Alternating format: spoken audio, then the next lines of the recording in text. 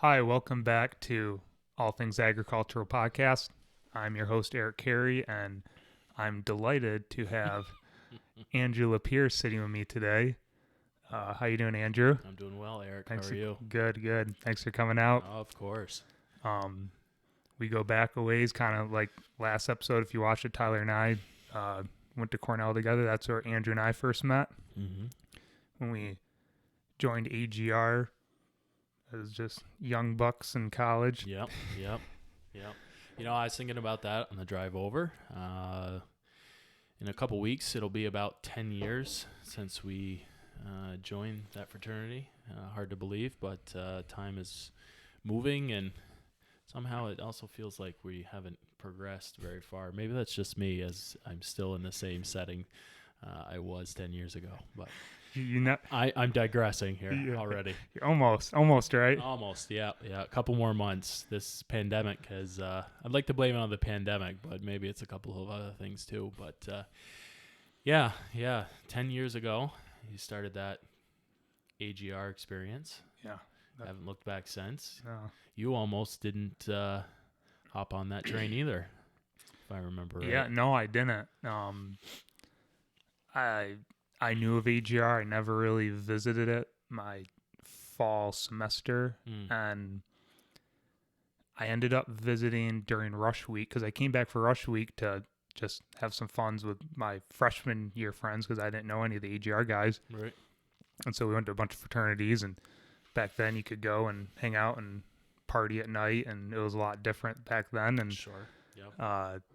and I ended up visiting and met like Dan Durfee and all those guys, and like, this is a lot of fun. And then for some reason I just like, well, I don't think it's for me. I don't think I'll join. And then ended up Ricky calling me up the night of bid dinner and said, get on down here. And I did, and I never looked back. Right. So yeah. I'm glad I did. It would have been a very different road my 4 years at Cornell if I hadn't joined AGR. So Certainly. Yeah. The same goes for myself and the rest of our pledge class for sure. And you have some history in AGR. I am a legacy. Yep.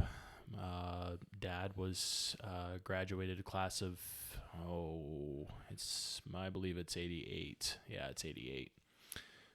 Did 2 years at Coldskill and hopped over to Cornell for 2 years. So myself, Ryan Akins, Mr. Kelder, Beck.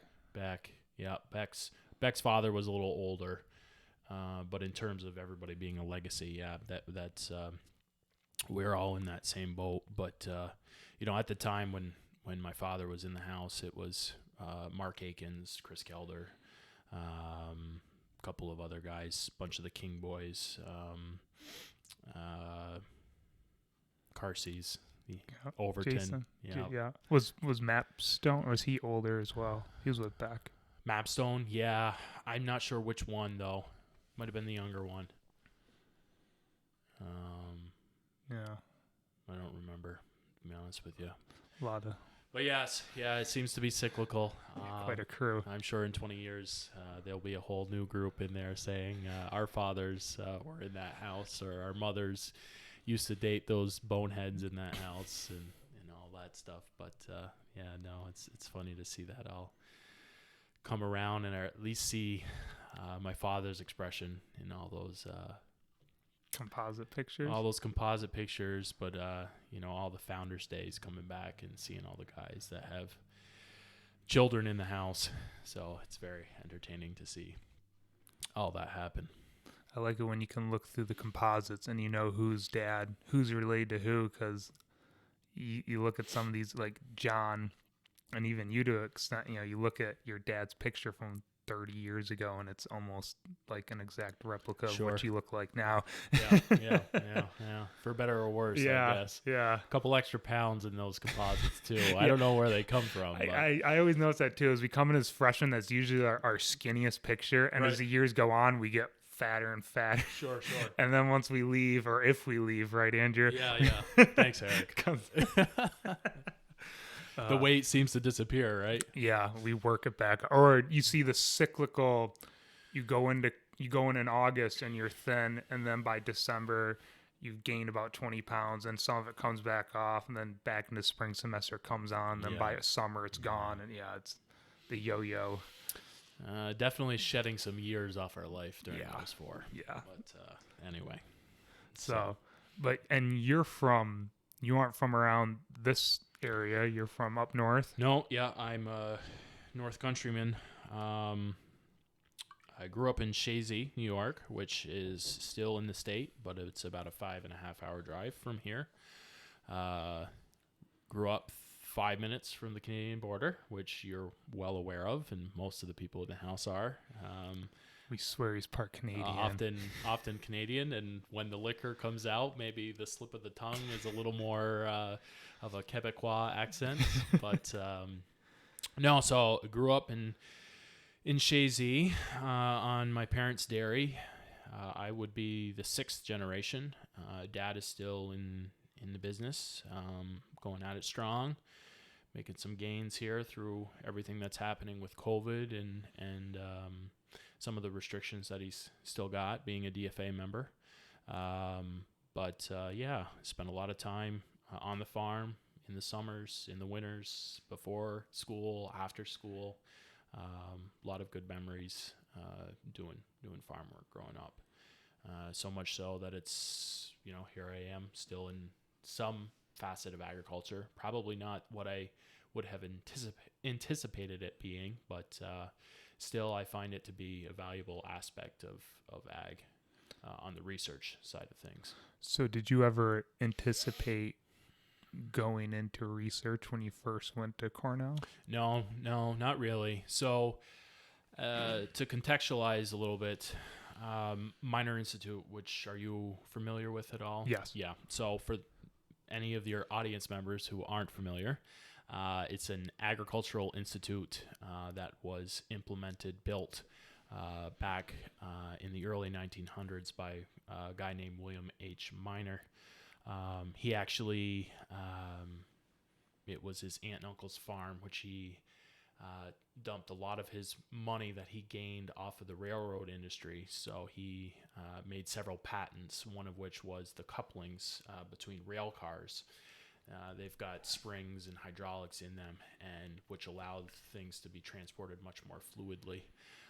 At one point, he was the 3rd richest man in the world. He made all his fortune kind of where he grew up, around the Chicago area. Decided he still loved farming, came back, dumped a pile of money into the farm, dumped a pile of money into the school that I went to, Chazy Central, and then also invested a bunch of money. I shouldn't say dumped, he invested a bunch of money into the hospital. So he did a lot of philanthropic things for the town and the community. So growing up, that was still alive and well, the Institute. So I did often spend some time there and had a little bit of exposure to research. But at that period of time, I was still very much in the mindset of coming back and being a producer or doing the nutrition work for a period of time, then essentially coming back to the farm and helping out my father when the time came. But as with all things, it changes. Yeah. I came in my freshman year thinking that. By the end of it, my freshman year, Doc Galton pulled me into his office several times and said, you should really consider going to thinking about professional school. So I thought about that over the summer. Came back. I said, okay, I'll take a shot at vet school, doing all the prereqs for that. He still tells me that I should have went to medical school, but I don't think I would have. Medical school. Yeah. So people don't know Andrew. He's one of the smartest guys when we were one of the smarter guys in the house. Definitely, you were taking the courses that were much more difficult than the average AGR student. Let's be honest. Right. Well, I always viewed it as a tiered approach. So there's 3 different tiers. Kind of the lower, get your prereqs done, the stuff you needed to check the boxes, and you're on your way in terms of the chemistry and the physics and the biologies and all those different life science courses. And then there's the middle range for those who are just going along, doing their thing, and then the upper range, which would be where the prereqs are for the professional schools, or if you're in the hopes of being a research associate within that field, you're taking as many of those courses as you can because you need them on your resume when you go to graduate, and you want professors to take you on for a graduate degree. So yeah, during that period of time, it was a lot of nights in the library, a lot of nights of studying prelims. Oh my God, the prelims that we took in those courses. It's not like your run-of-the-mill high school exam where everybody's either C's or above or B's or above. Of course, everything's fitted to a curve, but we're talking averages of like 40, 50 points out of 100. Like, they come in, they anticipate you're not going to know the majority of the stuff that's on there, but they really want to see if you're capable of understanding, maybe memorizing to a certain extent, but being able to articulate what you're learning in those courses. And those kicked my butt pretty good, a couple of those courses. But came out on the other end. I did try to pursue the vet school path, got all the prereqs done, took the GEDs in preparation for that, or not the GREs, pardon me, not the GEDs. It's a little different. But took all those in anticipation for applying to vet school. And maybe I've told you the story, but I specifically remember the night I decided I'm not going to do it. I was in Man Library with Ken Quick. I was actually taking, I think it was auto tutorial biochemistry. And we're about a month in, just before the drop date, and taking all that stuff. And prior to that semester, which was in the fall, during my summertime internship, was spent at Cornell again, doing research with Mike Van Amberg. And I really enjoyed a lot of that work, and got a real appreciation for the research and the scientific rigor that goes behind all that stuff. And we had some in-depth conversations in terms of comparing that to vet school and how it looks on paper and how it looks in the industry and things like that. So with all that combined, I came to a point where I kind of looked at Ken and I said, I don't think I want to go to vet school anymore. So I went to Overton, who was my advisor, told him I think I'm not even gonna apply. Never applied to vet school. Probably should have, but I didn't. And just had it in my sights that I was going to go to grad school. So I applied to a bunch of different places for a master's program, and went from there.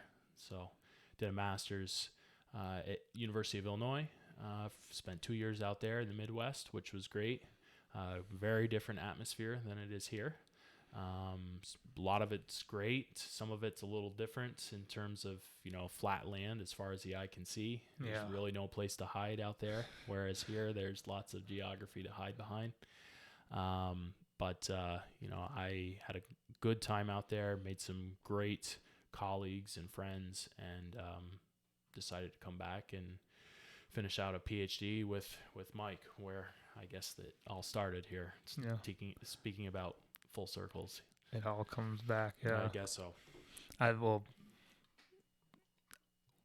After graduation, I came right home, and I remember there was a lot of people right after graduation. Like Pat Redmond was living nearby, and it was basically just him and I. And then over the course of years, people started to move back. Like you came back and Tyler came back. It's like, yep, they all come back. Where it all began. It all began here. Yeah. So it's been I came back in 2016, and it's been about 4 years, just a little over 4 years now, and it's been a great time. Great having you guys around. I hope it's great having me around, but definitely, it's definitely helps to at least have those connections, because I will say at the very beginning of being in Illinois, I had a lot of growing up to do in terms of being self-sufficient and self-reliant. And a lot of looking back on that now, I really wasn't. A lot of growing up that happened in terms of being able to be on your own for a period of time. Even if things are still moving, going on back here, and I'm out in the Midwest, maybe 1,000 miles away, trying to do something for my own career, try not to worry about what's happening back home or with friends, but just try to make the best of the situation. And I think in the beginning it was hard to do that. I was always looking forward to coming back here. But towards the end of my time out there, I really gained an appreciation, so much to the point that it was like, oh, well, if I stayed here a couple more years, it wouldn't be the worst thing in the world either. So, but it was great to come back as well. So had you thought about doing your PhD out there, or that never really crossed your mind? Well, the waters are a bit muddy on that, depending upon the situation that was at hand. At the time, speaking very candidly, I had a personal relationship that was still here, and the intent was to come back and kind of progress that further. And that all fell apart, but that's fine. So that all happened right around the time where I was wrapping up the master's and pushing towards a PhD, and I had already submitted my letter, not my letter, but application back to Cornell, and I'd received acceptance in February of 2016. And at the time, I was like, hell yeah, let's get it going. Sign the acceptance letter, and August 2016 was the start date to keep going. So looking back, I probably should have expanded my horizons a little bit. But doing what I'm doing now, I don't regret it in the least bit. And I don't think I would have gotten it anywhere else doing a graduate degree. Yeah, being able to work with Mike Van Amberg on, maybe you don't see him on a daily basis, but one of the, it's not, that for people that don't know who Mike is, he's one of, right. What would you say, one of the top dairy nutritionists in the world? Yeah, world renowned for sure, at least in the field of animal nutrition, ruminant biology, nutritional modeling with the Cornell Net Carbohydrate and Protein Systems model. His reputation in the industry is very good. I think at times you tend to ruffle some feathers, but that tends to happen when you are in research and you're on the bleeding edge of knowledge and you're challenging people's dogmas in terms of how they think about things, so they have to adapt and make changes. That doesn't always sit well with their bottom line from a business perspective, so you naturally get some pushback from people in terms of not accepting some of your research. And some of that goes really well. Some people have to learn the hard way. And sometimes we have to, as researchers, have to rescind some of the things that we thought were actual knowledge just because we maybe didn't see it in a certain perspective, or there's new knowledge that makes us adjust the way we're thinking about things. So it's a hard line to walk in terms of being very straight, hard-laced, this is what you should be doing, this is what the science tells us, because we're always evolving on that research. So sometimes the things that we are adamant about tend to fall through. And when that happens, you just have to be humble about it and say, I, at the time, with the knowledge I had, it seemed to appear that this is what you should have been doing. So, but yeah, Mike is an excellent mentor, great friend. It has even got to the point now where I've seen him pretty much, if not every day, several times a week. And we talk about a wide variety of things associated with the industry. With research, with the outlook, all different types of things. Yeah, those must be some amazing conversations you get to have to talk about, because you guys are, like you said, at the head of that cutting edge research, so you kind of know where the industry is going from a nutrition standpoint, and it's got to be really pretty cool, isn't it? It's great. So the way we operate, we've got our lab is pretty much fully functioning in terms of being able to do feed chemistry for any major macronutrients that are required for ruminant nutrition. So protein, amino acids, starch, fiber, all those different types of fractions. Fat, not so much, but what that allows us to do is we get companies with new products who would like them tested, and we've got some in vitro techniques that would allow us to test them. And so we actually get to see some of the products in their infancy prototypic stages before they ever hit the market. And we do act as a screening tool for some of these things. So they want to test to see if their product holds up within the anatomy of a cow. And if it does, usually we see that in some of our in vitro or our in a test tube, in vitro being in test tube or in a scientific laboratory setting. If that holds up in that in vitro setting, which we hope mimics, or we like to think it mimics as closely as we can to what cow's intestinal tract would be, or ruminant's intestinal tract. And so that allows us to look at whether or not some of these prototypes are worth launching to the market for the producers to use, or if it's not going to amount to anything and they need to go back and make some adjustments to some of those products that they have on hand. Huh. Wow. Yeah. So, for example, for those who are in nutrition, there's a lot of rumen protection happening right now in terms of products. So amino acids being one of them.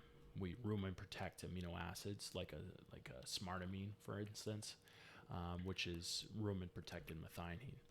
What I say by rumen protected is usually these products in their core, so they're like a sphere. When you feed them, they're these little beads. In the middle of that bead is a core of methionine. Around it would be some sort of polymer complex, whether that's a fat encapsulation or wax or some sort of carbon polymer that would render that bead inert in the rumen so the microbes can't get to it. And so what ends up happening is that passes through with relatively little digestion, falls apart in the abomasum, and then the cow is able to see what you actually wanted her to see.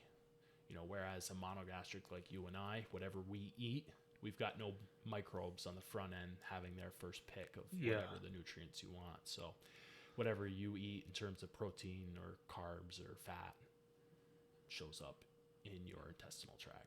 Yeah. There's really no mucking up of the system there. That's why, just in terms of really probably cow nutrition is way more complex with having a rumen to deal with right at the front end compared to, you said, the monogastrics that we have. Yep. It's funny to talk about these types of things when you speak comparatively because in certain instances, yes, it is way more complex in terms of having a foregut that you have to deal with that alters the nutrition that the cow is eating, from her mouth into the rumen. But at the same time, it's a little less complex because if you're comparing it to like a human nutrition, how many times are you eating the same thing day in and day out? That's true. Yeah. Whereas our cows, they're pretty much, we're giving them a very consistent diet. I mean, we have to. If we don't, then we induce variability in our milk production, and then that has huge implications to farmers. So we try to make sure that the nutrient profile is as consistent as possible. In human nutrition, you have that whole layer of compliance. In free will, I should say that lightly, but people are going to eat what they want to eat. And so you don't always get what you hope for in terms of somebody trying to lose weight or put on muscle. They may not be doing it the way you're hoping they do it. But anyway. A few too many stops at McDonald's can screw that up, right? Taco Bell, take your pick, whatever fast food you like, I guess. No, it's so what, in terms of your actual research and stuff that you did for your PhD, is that along the same lines, or were you totally on a different topic? What were you looking at? Yeah, no, I tend to lean more towards amino acids because that's where my dissertation lies in terms of precision amino acid nutrition towards dairy cattle. A lot of my work stems from prior work done by previous grad students. It's just a continuation, really, of anything. We all stand on each other's shoulders, so to speak.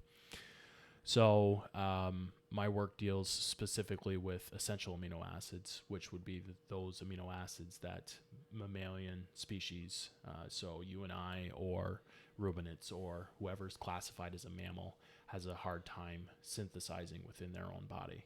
So the only way you really are able to accumulate those essential amino acids is from other exogenous sources, so the plant materials that you're getting, that they're able to produce those essential amino acids, or there's other feed ingredients that you would feed the cow that would allow that to be introduced into the system. So my work deals specifically with trying to balance essential amino acid profiles so that we have one, we maximize productivity in the cow, but two, we also maximize nitrogen efficiency in these animals. So it's not enough that we can make a boatload of milk, because you can do that feeding all the amino acids, all the protein you want. I mean, you can feed 17, 18%, 19% crude protein, which is still being done in a fair amount in this industry. But that might not be the most efficient use of the nitrogen that you're getting out of those animals. Essentially, it's going through them and exiting out the back end. Right. Yeah. More often than not, it's coming out in the urine, but also in the milk. So milk urea nitrogen, urinary urea nitrogen. The cow will also, cows. So, you want to talk about why ruminants exist. One, because the material that they were consuming, they needed a way to break that down. So they had this foregut system that evolved slowly over time. But also that system requires nitrogen. And so in tandem with that evolution of a rumen, you also had the evolution of a urea or nitrogen recycling system. So in times when the cow or the ruminant wasn't consuming a lot of food, maybe things were scarce in the wild, you weren't introducing nitrogen into that system that often. And so you still have those microbes in that rumen that they have requirements for nitrogen. So the cow, what she does is she recycles that nitrogen in the system. So whenever she does get to eat, she tends to recycle that. She's very good in her nitrogen efficiency. So we're trying to capitalize some of that biological mechanisms. So rather than feeding a 17, 18% crude protein, we're looking at like a 14% crude protein, or trying to get as low as 13.5% crude protein, which some people in the industry, that is blasphemy, really, because they see that as lost opportunity for milk production and milk protein production. If you were to feed more protein, you probably would see a response.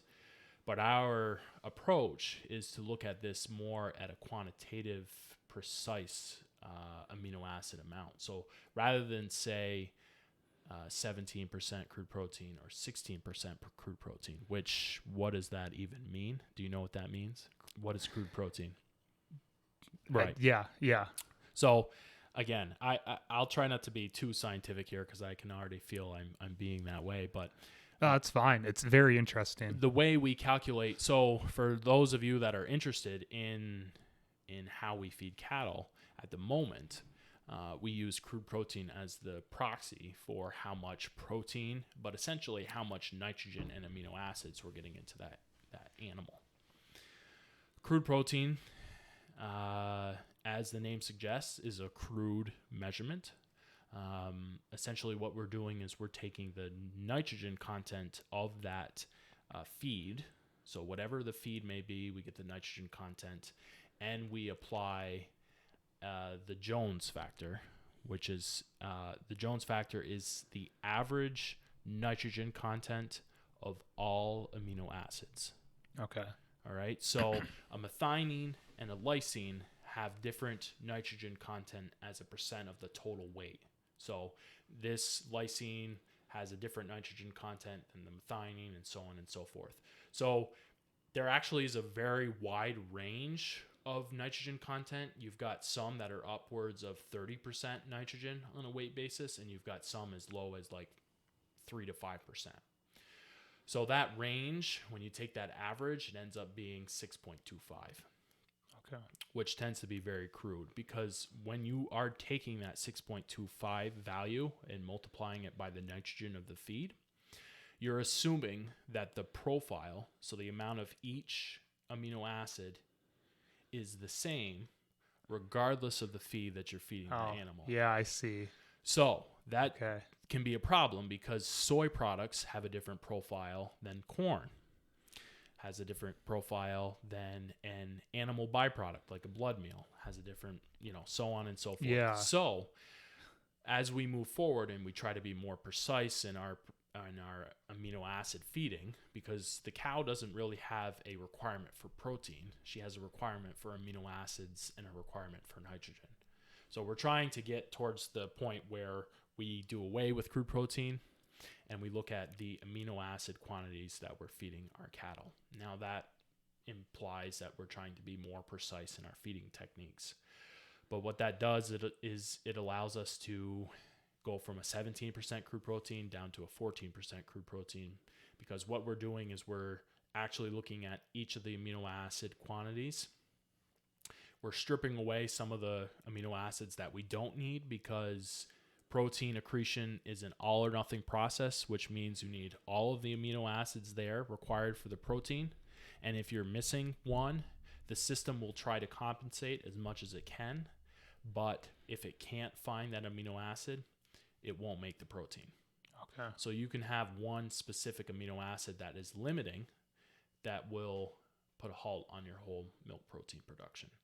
So again, we try to strip away the exorbitant amount of amino acids, get that crude protein level down lower, but still maintain the same level of milk production, high level of milk production, and at the same time improve our nitrogen efficiency in these animals. So it's more like a prescription you're trying to fulfill in terms of the specifics. Right. And like you said, if you miss one, it's like a barrel that has a hole in the bottom of it. It doesn't matter how much you dump into it; it's still going to come out. It's not going to fill up. Yeah. Liebig's barrel. I don't know if you've seen that. Yeah. I know the staves in the barrel. Yeah. You're onto something. Yeah. So I still remember some things. Yes, you got it. You got it better than most. But that's where my research is kind of leading me into. And there's some other layers on top of that in terms of energy content in the diet as well, because any metabolic process in any living organism requires energy. And so if we're able to relate some of our protein requirements to energy, we actually see some pretty good correlations there. And what that ends up allowing us to do is to prescribe, if you want to use that word, specific requirements of amino acids relative to the energy content within the diet itself to maximize nitrogen efficiency as well as milk production. Excuse me. So, yeah. There's a lot to it. I'm glad there's people like you looking into it to help farmers out. I'll say I'm one of many who are really, in terms of global approaches to nitrogen research within ruminants, I'm one of, it's a dime a dozen, and there's a lot of people out there who are doing much more intensive, more molecular work that actually helps to allow me to do more of the bigger picture nutritional status to the animal. So it's a group effort, really, but I'm just glad to be part of it. That's all. Yeah. So it's who would have, people who are listening to this and don't know much about dairy or agriculture in general. It's probably, they probably think, you just feed a cow. It's pretty simple, but there's a lot that goes into it. People don't realize that. Yeah. There's a lot of low hanging fruit too, I think, beyond just what I'm working on that can be capitalized on, that would make nutrition work much easier for the nutritionist and also make the margins for the producer much better. You know very well that feed costs is a significant proportion of the cost of production. So, getting accurate dry matters on feeds, Timely harvest. timely harvest, body weights on animals. That's a big one. Yep. That's one that that is probably the lowest hanging fruit that nobody capitalizes on, whether that be a nutritionist or a producer. There, probably about 5 to 8 years ago, Mike had a big push to try to get people to get out there and weigh cows, and he still is doing it, probably not as intensively, but the big pushback was it's a huge capital investment. These days, it's not really as big of a capital investment as people think it needs to be. And even if you aren't willing to purchase a scale or get somebody in with a scale, you can get people, hire a couple of people, younger people, grab some weigh tapes, go out there and just weigh tape animals. Because even that, it's not precise, but it's better than you going out there and eyeballing cows and saying, well, she looks like she's 1,400 pounds when actually she's 1,650 and you're way under the mark here in terms of her requirements, or vice versa, So that's a big one that I think farmers are just missing out on. And there are some, to their credit, that are starting to realize that they can capitalize on those measurements and really make their margins widen in terms of trying to really hit the requirements relative to the supply that they're feeding the animals in terms of those nutrient values. Yeah, I know I'm guilty. But it's like you said, it's one of those jobs. It's like, man. But like you said, it costs money to buy a scale, but at the same time, if you can save because you switch up your diet and you're able to save a couple cents per cow per day, that scale becomes pretty cheap, really. It pays itself back quite quickly. And that's the way you have to look at things. I don't think people look at that. They just look at the upfront costs. Like, well, what is that going to save you down the road? You'll have that thing paid off in a month. And and it's added labor because it's not like you can do it as a one and done thing, but you probably should stay on top of that as best you can to look at trends over time, because nothing stays the same.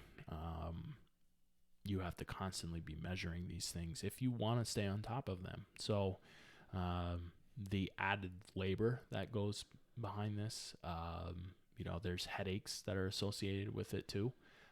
These things break down just like anything else. So you might have to purchase something new, which is, again, another large capital investment, and you might not be willing to do that the second time around. So there are certainly opportunities there to capitalize on those things, but I understand the reservations some people have. But at the end of the day, they really should consider at least some form of quantitation for body weights. And definitely doing it. And Mike has done a lot of research into just your wet calves, raising them from weighing them from day one on. That's a average daily gain is right. Yeah. And I'm just echoing, just being an echo chamber for Mike, that he gets on his soapbox and says this all the time. And I agree with him. I mean, it's something out there that, again, people are either naive to, or they're aware of it, but just not willing to get after it. Yeah. Sort of thing. I think it's probably more the latter, but that's just. I'm willing to say if somebody makes a business out of that, there might be more people that try to follow. Just like a custom weigher. Could be somebody who just comes in with a scale and a bunch of gates and creates a chute, and you get a couple mature cows. And what would be awesome is if they put scales on hoof trimming chutes. Could do that. Yep. That would be very useful, because I know we don't, over the course of a year, basically every cow gets trimmed twice. That would be. Yep. I never even thought about that. And it's right about the same time that you should be taking, about the time you should be trimming those animals is when you should be taking those weights. Yeah. Maybe 60 days into lactation and then close to dry off. Yeah. Is really when you should be looking at how things are progressing in lactation And then when they are finished lactation, how do they look? Are they overconditioned? Are you feeding them to the right levels? Those types of things. So, yeah, there's opportunity there. I'm surprised someone hasn't. Well, I mean, with the robots, you can take weights. I guess that would be a dairy. Would you say, do you work with any robot farms, or it's like they are more? I'd ask our nutritionist if he works with robot dairies where they have all the actual body weights and if they're able to dial in their ration very closely. I don't think it's a standard option, the scales in the robots. I might be wrong on that. But from what I understand, especially with trying to get that those units in at our home farm, it's a package you add on to the unit itself in terms of getting those weights. Again, capital investment, but I think it's worth it to get those. And you guys, your home farm is looking at robots still, right? Yeah. So, we can steer away from research a little bit and talk more about big picture stuff. Because I like that a little more. The intent. So I guess back up about 12 months. My father, and I should preface, my brother, about a year ago now, went home. He was working at Walnut Ridge for Skip and Keith and Jake. Not Jake. Steve. We had an unfortunate accident back home, which required him to come back and take over help as some of the crops and mechanics side of things. So he's fit in that role pretty well. But he's really begun to take an interest in management positions. The robotics side of things is where he's really adept. He spent a 7-month internship with Paul Godin up at the Lely outfit in Enosburg Falls. So they did maintenance installs all in the Northeast, as far down as Connecticut and as far west as the Mohawk Valley. So he was all over the place putting in these Lely robots, really likes them, and wants to try to get them into the home farm as well. The intent was to do that back in December.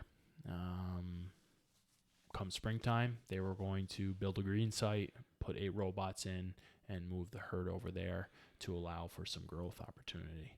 Now, as you and I both know, COVID happened, restrictions were implemented in March. That scuttled basically the attempt to build that green site. So right now, their plans, they've bought a little bit of base, which allows them to be at 100% milk production relative to the herd size that they were in March.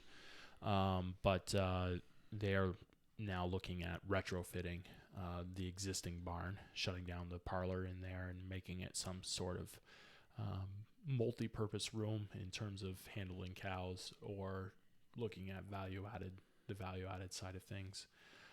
And then putting the 8 robots in there. So it's a little bit more on the cost-saving side of things, but they're still gung-ho about getting those robots into the barn. Oh, good. Yeah, that's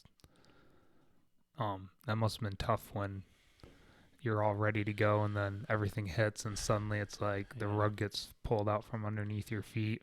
Discouraging, but not defeating. You look at a lot of the other, unfortunately, the farms that didn't really have the intent of selling the herd off, but with COVID, that really pushed them to the point where they had to look at that. So fortunately, we was never even a thought of having to do so, but you empathize that it could have been a lot worse of a situation. Yeah. So it delays things a year, maybe 2, but the intent is still to get after it, really.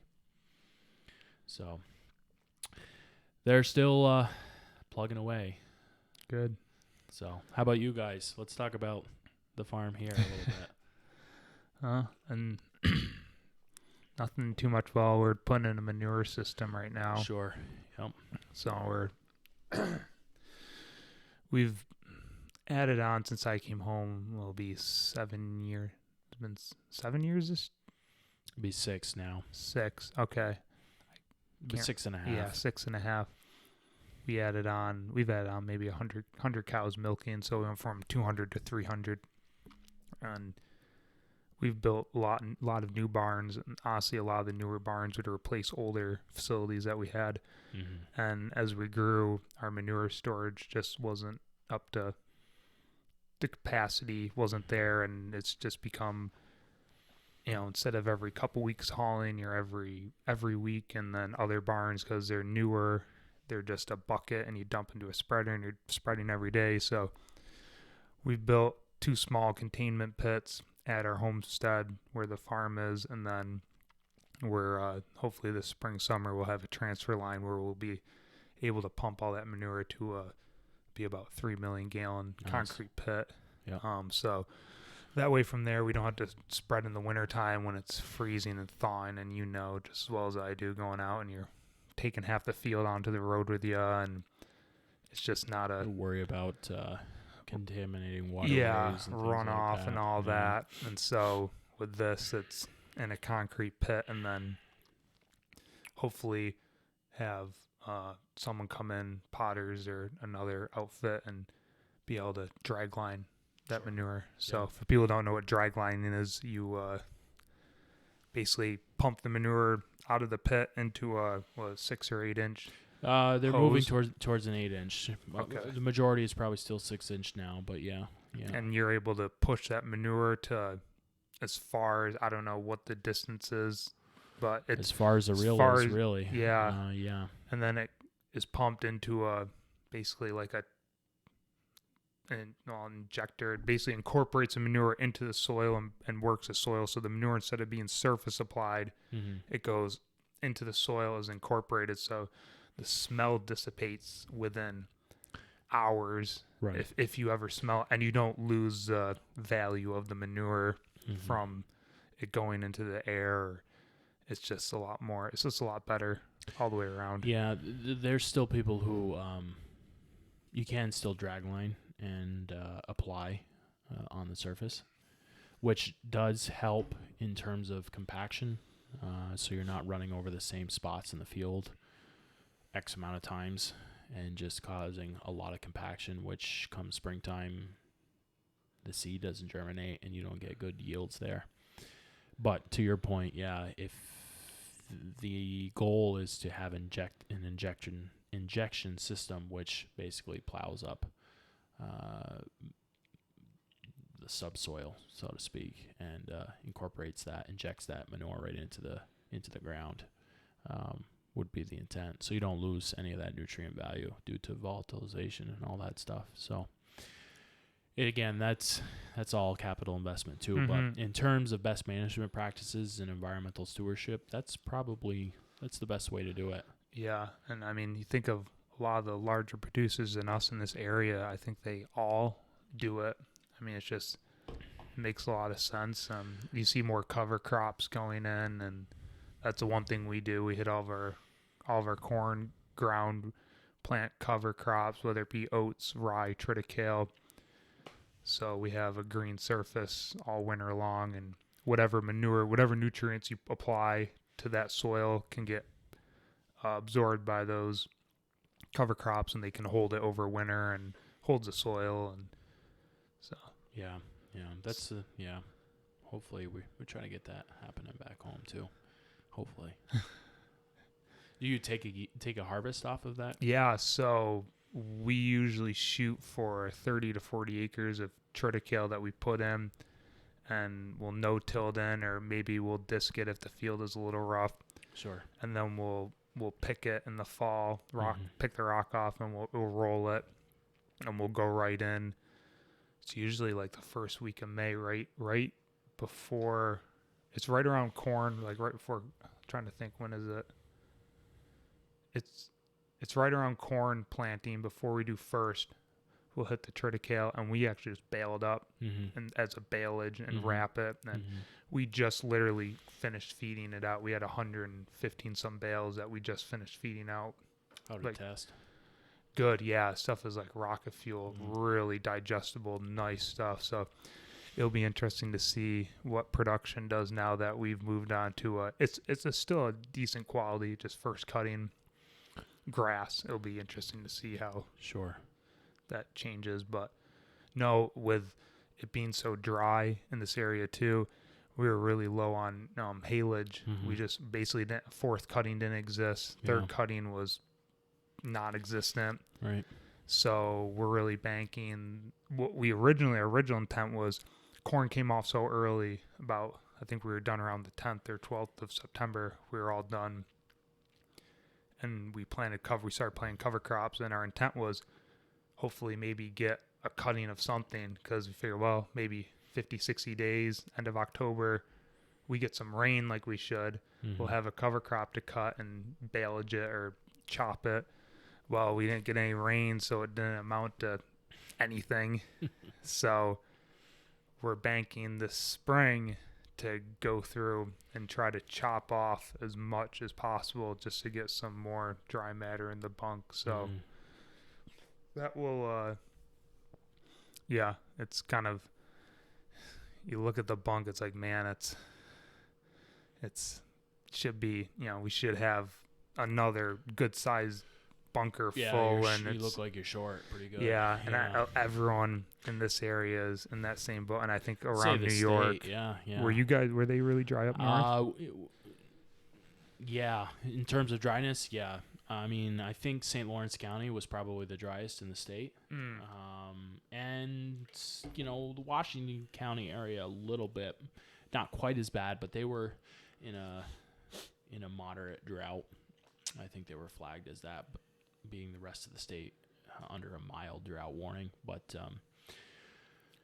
we've never really had an issue with inventory, which is good. That said, this year is a little bit of a different story. I think we got pretty good yields for corn. We got rain at the right time, which helped grow that crop where it needed to grow. So I think we'll be okay in terms of corn silage. In terms of haylage, it's TBD right now. Yeah, I think we're all in that same boat. Sure. And since we pasture our cows, it's like middle of June, we had to pull cows. They still went outside, but only at night. So typically we would graze cows from 9 a.m. till 2 in the afternoon, and then they come inside, get settled down in the barn, and they get milked. And they're going back out from 6:30 at night till 4 in the morning, and they come back and get milked. Well, this year it was like I said, by the middle of June, it was pull them off grass in the morning and only send them out at night. And with it being so hot, the cows don't want to go out when it's 90 degrees. They, you open the gate and you yell to them. They just kind of look at you like, no, not happening. I'd rather lay in the stall in front of a nice fan that's blowing on me all day. Right. So, well, that says something about the cow's mentality and whether they want to be inside or outside, and you as the farmer and how you are treating that animal, whether it's the right way or the wrong way. Yeah, like cows. There's times, cows like to be outside, but. They're just like humans, When it's 90, even when you get into the 80s, if you're 80 and it's a cool, not real humid, they don't mind it. But you get much over 80 and you start getting humid, they don't want to go out. Right. I mean, we don't either. Yeah. I mean, simplest way is for anybody listening as a human. How would you feel if you put your winter jacket on in the weather in which you're trying to get that cow to go out, because she's got that rumen producing all that heat, and on top of that she's got a much thicker hide than we do, so that's insulating a lot of heat in that system. We take it on the flip side in terms of cold, they'd be outside in 20-30 degree weather and won't bat an eye about it. But when we're talking about heat and being outside during the summer, you best believe they're going to want to be indoors in the fan and under the sprinklers just to make sure they're staying cool. Yeah, sucking down water. Yeah, that's the other thing. Cold water. There's a reason why people do confinement herds, and and we have fans on fans on fans, and the amount of you just think the amount of money we put into cow comfort, between bedding and fans and stall size and mattresses, and it's crazy expensive. Deep sand beds. Yeah, those are when I was learning how to breed cows at Cornell, they had just bedded the deep bedded sand. That's where I learned at the ruminant center. That's where they taught me. And someone had just gone through with the bedder and they bedded the stalls. And I saw, I'm like, wow, that looks real comfy. And I went over, and it was like a foot of just like it was like a pillow. It was like a memory foam. It was right. Yeah. Yeah. Things we do. They love it. Yeah. Yeah. So, we got time for a couple big picture questions? Yeah, definitely. Okay. 10 years we've known each other for. If you can look back now, which I'm sure you are, what do you think is the biggest area in which you've grown as a person from that Eric Carey in 2010, 2011 to 2020, 2021? That's a good question. With a Cornell degree under your belt, 6 years at the home dairy, a bunch of other things, this budding podcast on the way. I think honestly, it's just the exposure compared to doing something like this. 10 years ago, I would have never gone out of my comfort zone, which kind of sounds like maybe it's like a cliche thing. Like, I'm more social or whatever, but it's definitely like I don't know. It's just, I think the experience of being out there and meeting new people has, I'm more self-confident or whatever you want to call it. It's, I don't know. That's a good question. I never really thought about that too. It's. Do you think the people that you've met over these past 10 years, do you think as time goes on, the people that you meet, their views of the world and what's going on are more in line with the way you think about things, are different? Do you think the views are getting wider as time goes on, getting more narrow? It doesn't have to be political or under any umbrella. I think it's good to get I think I'm more have a better idea of what I have a better idea of what my ideals are, of what I believe. But when I went into college, you kind of, you have an open mind, and I still do. But I think as I've gotten older and I've seen how the world runs and just the interactions with other people, I kind of have a better idea of what I believe and who I am. So you think you're more decisive than you were? Yeah. I think that's a good way to put it. Yeah. How about you? I think so. Yeah, I think to a certain degree, I still have some uncertainty in the way I think what I will be doing and where I'll fit into the industry. There's still a little bit of uncertainty, but in terms of where I was that far back, I'm much more decisive about where I am now. And I think, looking at the way things operate in this industry and beyond, growing up, I used to think a lot of things were black and white, and now it's pretty much all gray. So the way you think about things, you may have a certain viewpoint about them, but somebody else may think about it in a conditional way. So they may agree with you 60%, but in certain conditions, they may think about things a different way. And so it's, in terms of being more decisive with myself, I think I've been that way, but my outward view of the way the world works has probably become more complex and indecisive. So in terms of whether things are the right way to do things or the wrong way to do things is probably not the right choice of words to be doing or be saying. It's, what's most effective for people, what's most effective for the world that we're living in, what's most effective for the next generations that are coming for us. So trying to look towards those ways, I don't know, as best I can. That's maybe more of a soapbox type question. But in terms of decisiveness, I do think I've been much more. I would agree. I just, maybe the whole deer in headlights when you're young, kind of like don't know where you're going or where you're going to end up. Definitely have a better idea. It's like you said, granted, I look 10 years from now, and I'll do this sometimes when I'm working and driving a tractor and you're just kind of trying to make time pass and reflecting. Yeah. It's like, here we are today, 2020. It's like, where am I going to be 2030? By that point, my dad will, be doing his own, he'll be. You'd like to think so. Yeah. I enjoy working with my dad. I think sometimes maybe we both get on each other's nerves once in a while, but that's fine. Yeah. And that's the way it's going to be. You just have to be able to put it beyond you and move on with stuff, which we both are very well capable of doing, which I'm thankful for. But, by that point, I'm sure he'll still be coming out and helping, but it's suddenly, it's like, it's, the whole thing is kind of on you, and, you got to make decisions. It's crazy to think how fast 10 years went and how quickly 10 more years is going to go by. We're going to be, it's just very interesting for me to look and think about stuff like that. Sure. Yeah, no, I agree.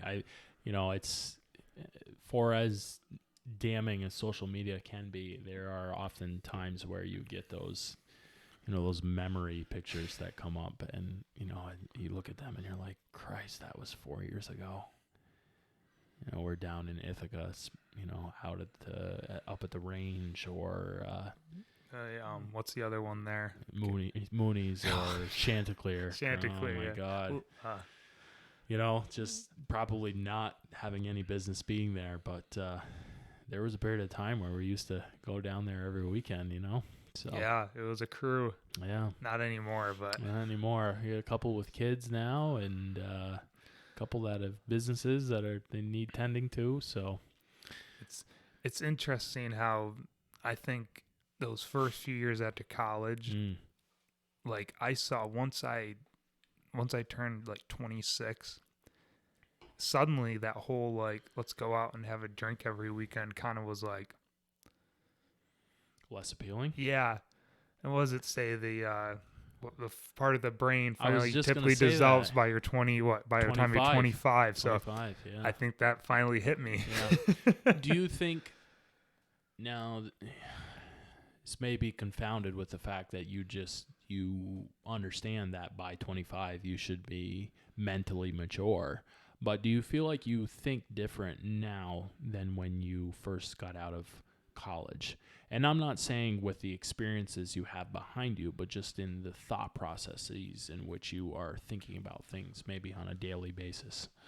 Yeah, I think when I first came home, there were times where if something happened, it was like, oh no, right. Like we got to fix this now. Yeah. And it's like, I look back at that, and if something like that happens now, it's like, okay, let's go through the logical, how is this going to work out?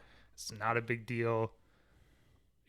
It's some of that comes just with the experience of doing things, but I think my thought process and how I go about things is much more logical and not just like emotionally driven. Like, you're in the moment and, oh no, we got to fix it now. It's like, no. It's all right. Let's think this through and step by step, and not say I don't get frustrated. Sure. No. Yeah. But I think there's a much more clear thought process compared to 5-6 years ago. Yeah.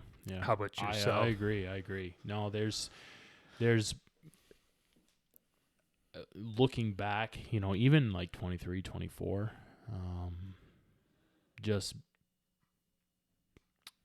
there are things that would trigger you and make you, to your point, have an emotional response to them. And looking back at that now and thinking about how I act around things now, it's like, God, if I reacted the way I did then, that just like it's so stupid to be so worked up about something like that. Just take a breath and, come back with a clear head and figure out what you need to do. So now it's much more to the point where, okay, as long as nobody's like in life-threatening conditions, it's not a big deal. Yeah. Okay. If it's going to cost you money, it'll cost you money. Okay. So don't worry about getting things done as quick as it can be, especially at the detriment of something else that you're doing in that moment. Just to your point, think logically. Everything will be all right. In a week, month, year, you're not even going to remember this day or this moment. Exactly. So, don't take yourself too seriously either, right? So it's funny though, because I try to ask people that in terms of how they feel like they think now relative to when they first got out of college. And some people are like, I don't feel like I've changed any bit at all. And others are like, oh my God, it's a huge change. And some of that's brought on by the fact that they're a husband, a wife, a mother, Kids. or a father. Yeah. But for the most part, I think it's just because they have mentally matured to the point where they're like, no, I probably don't want to drink a half dozen shots in 2 hours at the bar tonight. I got things to do. I got things to do tomorrow. Obligations, responsibilities. Not to say maybe once a year. Weddings are probably the exception, or bachelor parties. Bachelor parties, too. Yeah, no, it's we gotta have that Montreal. Montreal. Yeah, 1 or 2. I've already had my fun in Montreal. You've had a couple, yeah. And kicked my ass both times. Yeah. So fun place, though. It is. So along those same lines, the dairy industry. You think it's changed over the last 10 years? Yeah. Yep. I think from just in terms of how you have to go by it business-wise, it's changed a lot. The farms that you got to keep that like you said, the margins are slim, and if you aren't on top of that and staying profitable, you won't last. And then just in terms of the technology that's coming out, I think the technology is the biggest thing. And I'm one of those people who say, if you don't embrace technology, you're kind of, you got to an extent. You get replaced by it, really. Yeah. And I definitely see down the road going towards, like you guys doing robotic milkers. Maybe you guys use robotic calf feeders. Yep. I could even see stuff like that down the road. And activity monitors and rumination collars. Rumination. Yep.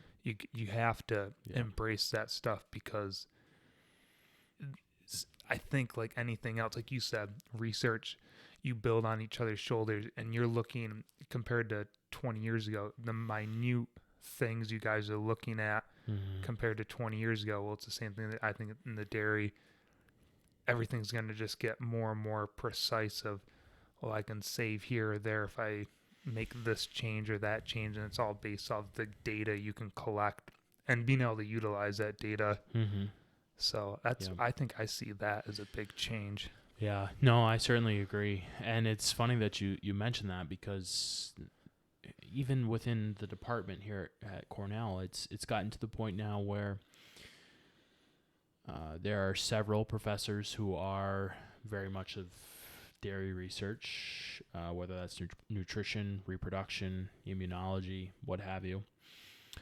They all want and need cows for that research. And what that ends up doing is it creates a queue for people to have to wait in line and figure out, okay, you're going to take these 60 cows, and then after that, I'm going to take the next 40 cows. But obviously that takes time to do. So if you have this huge line, when you promise to get research done in a timely manner, it doesn't happen. So what ends up happening is some of these professors, these researchers, turn to commercial herds. And it's gotten to the point now where they've embraced so much of the technology and incorporated it into their management strategies that they're just as good, if not better, than the research herds. And so a lot of these researchers are now turning towards commercial herds to run their research, get the data they need, make the inferences, and hopefully have a lasting relationship with those farms to continue doing that research. And, for the most part, I think it's been a very beneficial relationship between producers and researchers, because the producers get to see some of the new technology that's coming down the pipeline, and actually, for the most part, if it ends up being a great product, they get it either at a discount or free of charge, because it's been installed. It's been in that herd anyway. So those, I agree, are the types of things that are going to be happening in the coming years in terms of the collaboration between producers and researchers, for sure. So I got something in my eye here. Oh. Need the... Good? I'm good. All right.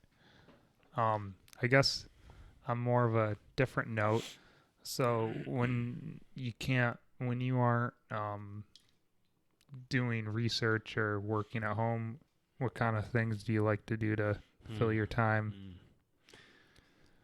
Yeah. What kind of things do I do to fill my time? A lot of it is work. Being in that PhD mindset, a lot of it is doing research. But, be honest, a lot of it is spending time with people in the area. Heather is in Connecticut, so that's a bit of a drive. Mm-hmm. So there's some time and some miles behind that as well. But really, when it's summertime, spend as much time outdoors as I can. Be involved with what's going on back home, because I really would, regardless of whether I'm there in person or not, play a somewhat of an active role in kind of the vision of where the home farm would like to be. Grew up on a lake, like to be near the lake. Fortunately, Cayuga Lake is 10 miles away from here, so it's great to be around for boating, fishing, all those types of things.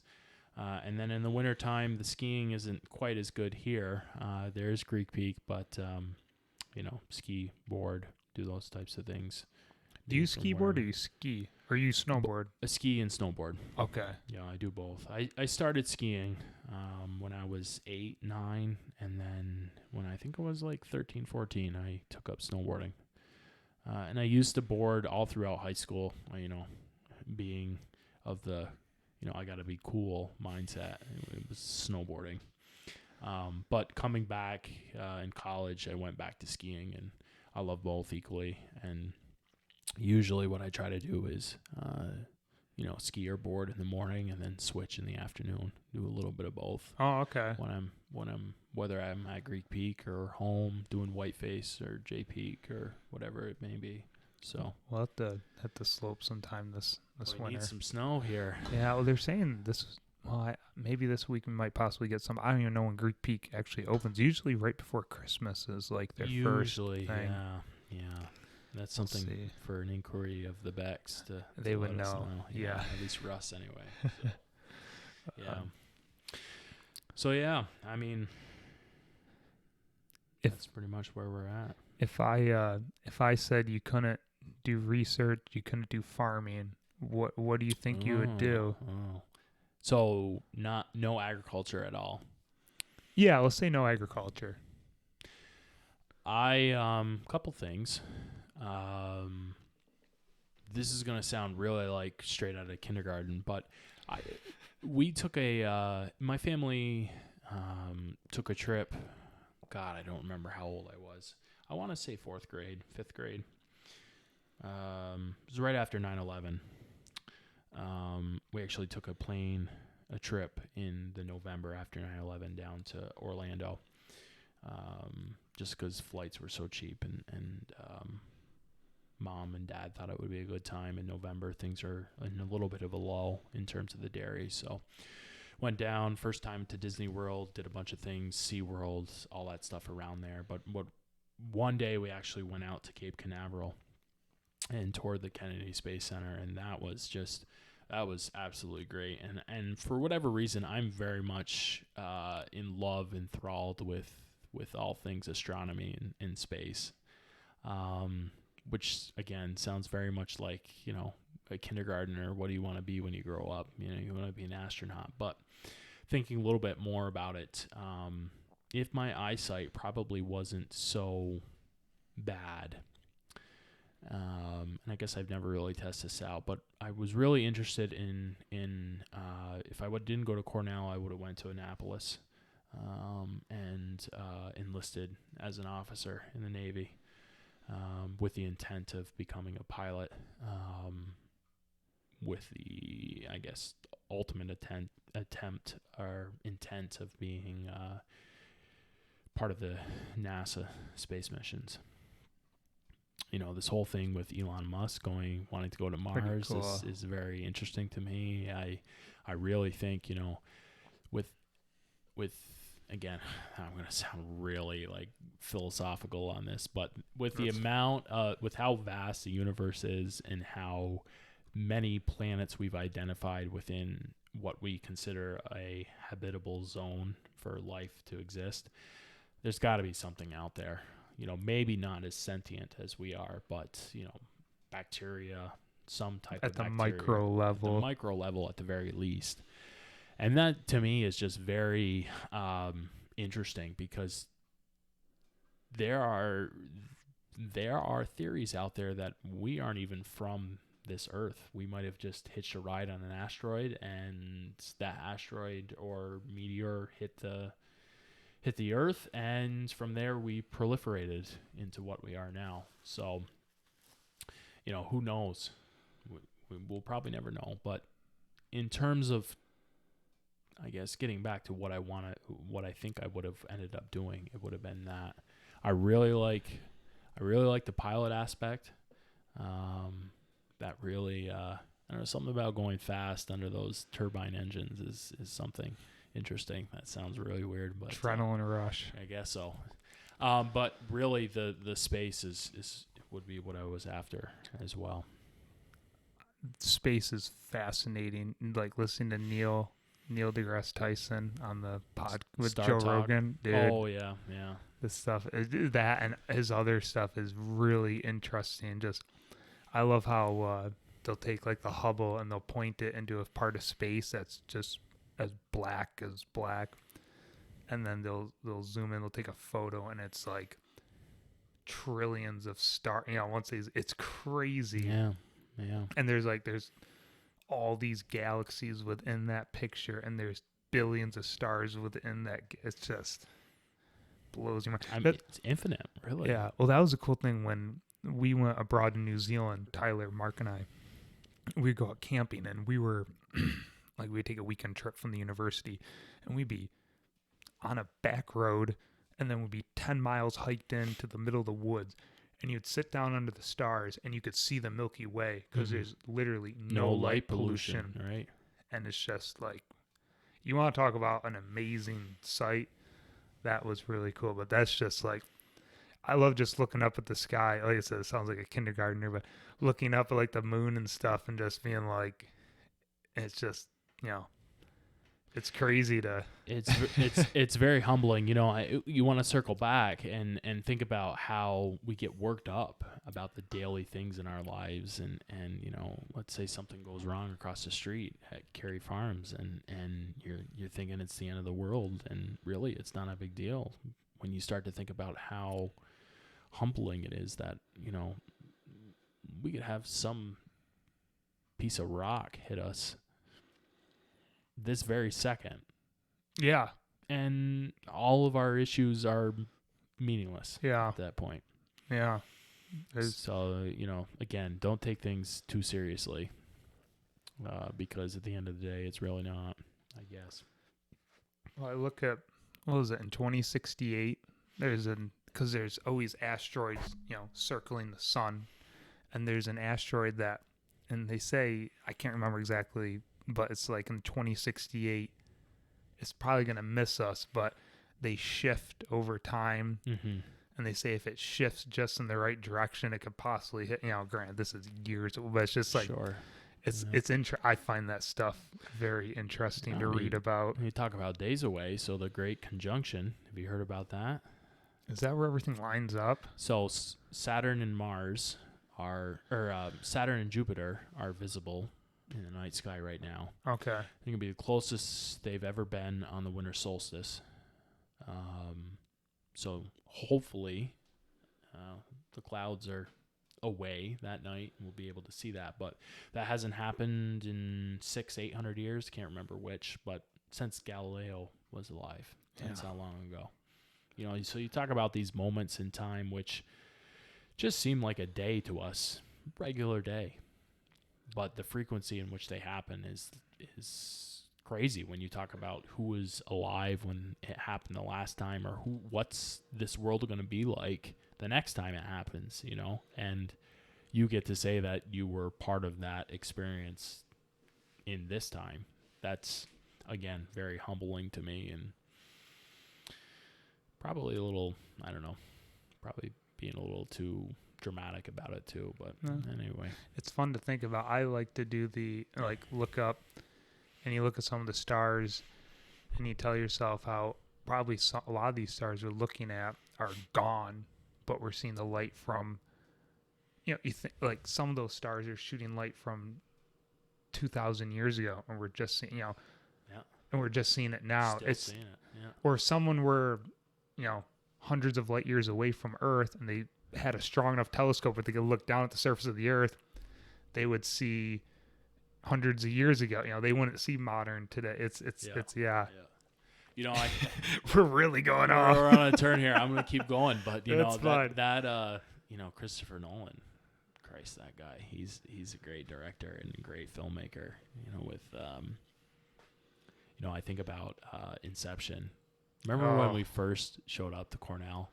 I remember our O week and just getting to know everybody and the orientation leader, and it was on everybody's mind. Did you see Interstellar? Do you think that the spinning top fell over or is still spinning? Is he still trapped in his mind, or those types of things? That's all anybody talked about. So that movie had a real impact. That's being Cornell too. Yeah, well, yeah. So, don't talk about still being Cornell, but Interstellar. Oh my God, it blows my mind. I think about us being of ag and farm, and gotta have foods to sustain. But think about all the physical laws and the aspects that were incorporated in that movie that just govern daily life. And it's crazy because a lot of the things we do on a daily basis wouldn't happen without those things in existence. And why they chose to be the way they are, I don't know. Or it's like I remember a teacher back in high school saying, isn't it interesting how math works perfectly with every thing we have to measure in terms of we can measure everything. Yeah. Numbers don't lie here. It is what it is. It's crazy like I said, we're getting real nerdy right now, but it's just sure. This is stuff that. So how about you? If it wasn't ag, what would it be? I think working in some sort of sports. I like, especially like a front office. I don't know what it is. I like to read about, go on ESPN, and I actually go on a website where they talk about sports contracts and how they pay, how salary caps work, and so the business side of things. Yeah, okay. I find that really, really neat, and how like when teams want to trade a player, they have to match salary when they send a guy to another team. They have to send back, and you can't spend only so many, in some of these sports, hundreds of millions in terms of what their cap is. And NFL has a hard cap, NBA has a soft cap, and MLB basically doesn't have a cap. No cap, yeah. Yeah, and I find that stuff really cool. I think going into some sort of, not really sports management, just if I could have gotten a job working in a front office doing anything, I think that would have been really So when cool. you say a front office, what are you talking about? Yeah, I guess so. Like working in like I guess like you said, like the business side, like the general manager. You have they have people who do salary cap work for an organization. Yeah, or? for an organization. Okay, So okay. like you go work for the Giants. What do? I help calculate what the salary cap. I crunch all the numbers for what the salary cap has to be and stay under. I'm kind of a numbers driven person, especially when it comes to the farm. There's, like we said, all these data points you can collect. And I like to look at what our numbers are on our farm, and I look at what the benchmark is. It's like, all right, well, I'm going to beat those numbers, and I'll do whatever I got to, And it's a drive for me. Numbers. Yeah. Well, that's good. I mean, it's very tangible, and you can set hard marks for you to get to. Yeah. And like you said, the numbers don't lie. Right. It is what it is. And when you slack off, it'll show. You slacked off. It's like, oh. Yeah. And, people want to give every excuse under the book. And at the end of the day, I don't care about your excuses. Yeah. I only care about the numbers, really. Well, yeah, that's interesting. I guess I never thought. I always, Beck, I assumed was, he's the a numbers. Stats guy. Yeah, the stats guy. I am. Yeah, I just love sports in general. I've always been a big. Yeah. Just. That's probably one thing I'm not too. I like to try to keep up on, but probably not a diehard on. Especially with a roommate who's very much into football. I have a hard time keeping up with that as much as I can. Jay. Oh, is he? Oh, he's diehard football. I actually didn't realize that. Yeah. Oh. Yeah, you'll have to talk to him about that. Yeah, I will. Okay. Jay, I'm sorry, I didn't know that. Yeah. You learn something new every day. He's an Eagles or a Steelers. No, Eagles. Oh, don't say Steelers. I'm still listen to this and get all flustered now. But the Eagles. No, but beyond that, I mean, he's very privy to all the other organizations as well, in the conferences and what have you. So much more so than I am. Yeah. So you'll have something to talk about there anyway. Yeah, that'll be.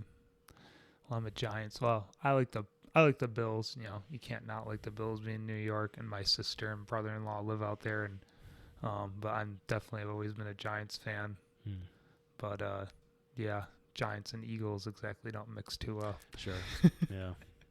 Not a rivalry, but I don't know. Yeah. I mean, the Eagles are awful. And the Giants aren't that good, but that's kind of to be expected. But the Giants, I think, are leading the division, which was not supposed to happen.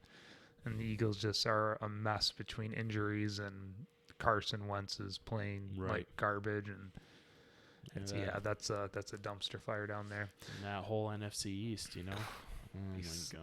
The one thing we will agree on, and I can tell you this without even asking Jay, is we hate the Dallas Cowboys. Yes. And are you an I have you no have affiliation. No affiliation. Okay. I just watch it to be honest, again, I don't follow sports enough to have affiliations with any sports team. I just like good football, good basketball, good baseball. Sometimes and like the whole fantasy thing is fun, but John always tries to get me to get in, and I'm like, I just don't like to do it because then I can't just enjoy the game. Because I think, like I told you the other day, there'll be a team that I want to lose, but it's like, well, I have a player on that team. I want him to score a lot of touchdowns, but I don't want him to score enough touchdowns where they beat the other, So it's all these ulterior motives. And it's just, it drives me nuts. And it's like, I'm just not going to do it. Then I don't have to worry about it. Well, what ends up happening is you don't even pay attention to the records of these teams. And it's like, okay, New York Giants, that's great. They're 5-6 or whatever they are right now. I didn't know that. All I care about is the running back on that team that I have, or the wide receiver on the Washington football team. Yeah. So not that they're doing much either, but well, they're in second place. Again, They not saying much, but they beat the Steelers. But I think beat that's the more of a Steelers. Steelers just weren't. They weren't with it. Yeah, there. I mean, they expected to probably blow them out, and that's just it's like the Seattle game, really. Yeah, where the Giants beat Seattle. I think that's just more of they It's aren't. a fluke. Yeah, and honestly, like if you're the Steelers, I'm one of those people where it's like I would rather lose in the regular season and win than like go undefeated and then like the Patriots, you lose in the Super Bowl. It's like I'd rather just get that loss out of the way. Yeah. And you know what it feels like. But no, the Pats aren't going to make 10 wins this year either. I see. Yeah, they got their asses handed to them. Yeah, they're on the line here. They just passed that line here now. It's the first time since Brady's left that they. And Brady's not doing exactly the best either. No. It's funny, they who's going to do better? Well, then they might. They both did shit, really. Yeah, and I don't know. The Buccaneers they'll probably make the playoffs because they have an extra team this year in the playoffs. Yeah. I think they're like 7-6 right on the line, but I don't think the New England Patriots have a tiny percentage. All right. But, in terms of playoffs, I don't think there are much better teams in those divisions that will likely make it to the bowl. Yeah. So. You found any college basketball now that's up and going? Not yet. I'd like to. I will. NBA preseason's next week too. Or no, season starts. Yeah, I think the 22nd. Yeah, they just had their first preseason yesterday and tonight, I think. No bubble this year, which will be interesting. No. Be interesting. But we'll see. It's that's like the whole like I said, like sports. What interests me, like I love free agency because it's just like a madhouse. I love seeing where a guy goes. I love seeing what these guys sign in terms of how much money they make. Don't get me started on that.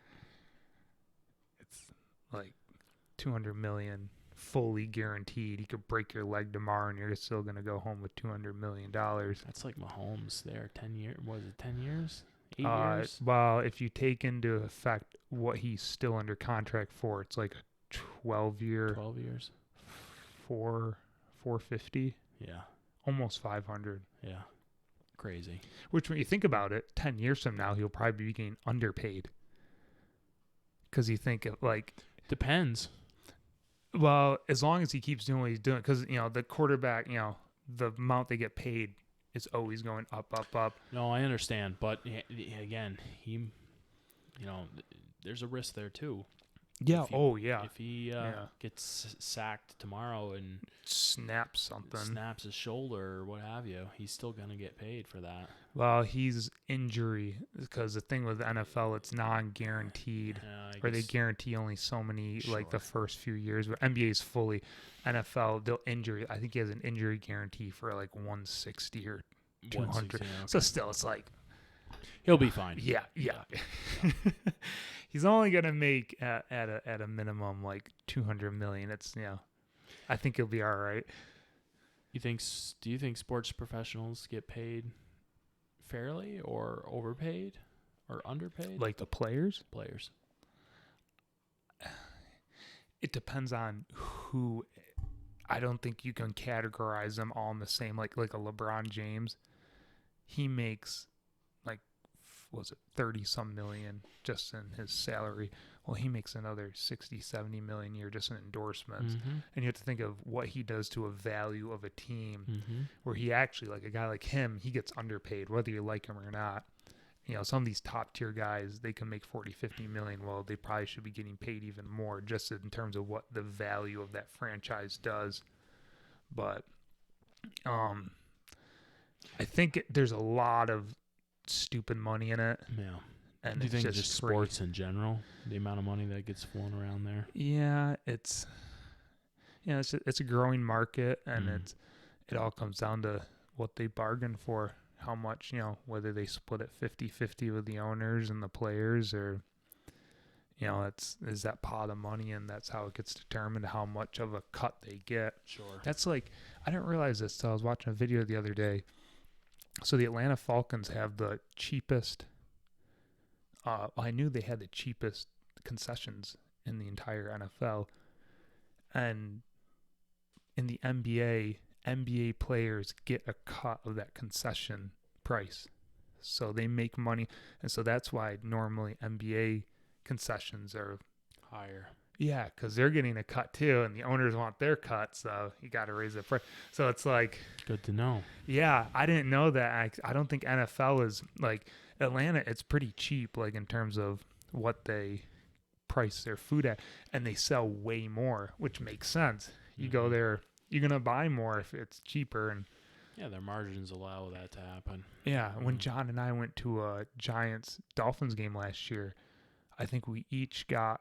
He bought around and I bought around, and I think just for two, like Sam Adams, like 12 8-ounce, it was like $15 for two of them. So like there's each got two beers, we each bought around. There's like $30-$40 just for beer. It's like this is times the X amount of people in that stadium. Yeah. You know, I think it's probably a little overvalued. I think there's definitely professions out there that are undervalued, which I would like to see some of that money be diverted towards there. But at the same time, you know, you bring up LeBron James I think he's to the point now where he knows, like, he's set. He's going for $1 billion. That's what they say. He's going for $1 billion. So whatever, if that's what he wants to go for, that's fine. But at the same time, I think he's also doing some paying it forward in terms of the school that he opened up in Akron and doing some other philanthropic things to at least improve the lives of others. You know, some of these athletes that are just wildly spending their salaries, that annoys me. And I know they worked hard. Probably some of them didn't come for much, and they've worked their way out of that and into a lifestyle where they probably feel that they deserve to do such a thing. But at the same time, I still think there are other professions out there that people work equally as hard and come out of equal hardship and still probably don't get compensated as much as they should. Yeah, talking about healthcare. Yeah, like you said, some of those athletes, they don't understand. They don't, understand the money they're getting because they've never had that type of money, and they think it's never going to end, and they don't realize the average career is X amount of years, and like you said, they blow it all and crash and burn. Yeah. Hey, guess what? You bought that $2 million house. So guess what? You got to pay taxes on that every single year. And they go belly up. And and there's other professions where they could definitely, they're underpaid. Sure. But that's neither here nor there. Exactly. Really. Yeah. Nothing we can do about that. Yeah, so not yet anyway. So but one other thing I wanted to ask you about. All right. When did you start this whole slimming down journey? Let's talk about that a little bit, because I'm still very impressed with that, and I get a hard time getting out of my own way to try to start that myself. So I guess for people who haven't seen me in quite a while, or at least in the last year, this man looks good, like real good. I've dropped just about 50 pounds. Yeah. It started almost a year ago, 2 days ago. So, I guess I was always in somewhat shape in high school doing sports. I still always had a belly though. I guess I was like, I can't get rid of that. Went to college, of course. That didn't help at all. Sure. Graduated from college. Well, just like we said, the natural fluctuations of weight. I lost a bunch of weight when I got out of college, and then I kind of flatlined, and then I noticed I was just kind of slowly creeping up. And then about a year ago, I was like, all right, I need to do something. Like, you just don't feel as good as I'm like, I just don't feel as good as I think I should feel. How so? Just in terms of like, man, my back always bothers me, Mm-hmm. you know, and I've broken bones in my one foot from, Vividly remember that. yeah, those are, I broke 2 bones one night and I broke another bone years later all in one foot. Sure. And I never really got a cast or anything. I just kind of, the one time I did it, my dad had just had surgery and I told the doctor, look, I have a broken foot. Nothing you can do about it. I have to work. Sorry. I'm just going to tighten my shoe up real tight and gimp on. And I did, and it healed. And he was surprised that it healed. Anyway, and I noticed like my foot would ache from time to time. And I'm just like, well, you know, it's got arthritis. It's, you know, I'm not getting any younger. You know, I'm almost 30 now. And my knee, I screwed that up. And that would ache from time to time. So anyway, I'm just like, man, you know, I'm still in my 20s. I would feel better than this. So I'm like, there's a gym in my village in the Groton Fitness Center. I'm like, you know what? I'm going to get a membership there. I'm going to start going again because I like lifting weights. So I did that and I went, started working out. And I would YouTube, you know, go on YouTube and type in like, you know, what's the best version of cardio to do? And I found this guy called Greg Doucette. And he's like a bodybuilder. First time I saw him, like, dude, this guy's nuts. He's like some crazy huge guy. I'm like, you know, this guy is just like, he's like yelling at the camera and I'm like, whoa, this is very intense. This is very intense. And I kept watching, but he had really good information. I'm like, man, you know, this guy seems to know what he's talking about. So I would watch his videos, and as time went on, he would be like, you know, you need to, you know, what's a good way to eat? And, you know, he would talk about how to eat better, and he had like a recipe book. And so I started working out, and then, you know, he would always say, look, you can work out, but if you don't change your nutrition, that's, you know, you're only going to get so far in nutrition. That's I agree. The Nutrition's like 80-90% of it. Yep. You can go run on a treadmill for 3 hours straight, but if you go back home and you pig out, which we all, you know, which is easy to do. Doesn't take much to undo that. Yeah, yeah. Especially when you start looking at labels. That's another thing. Just reading labels tells you a lot about what you're eating.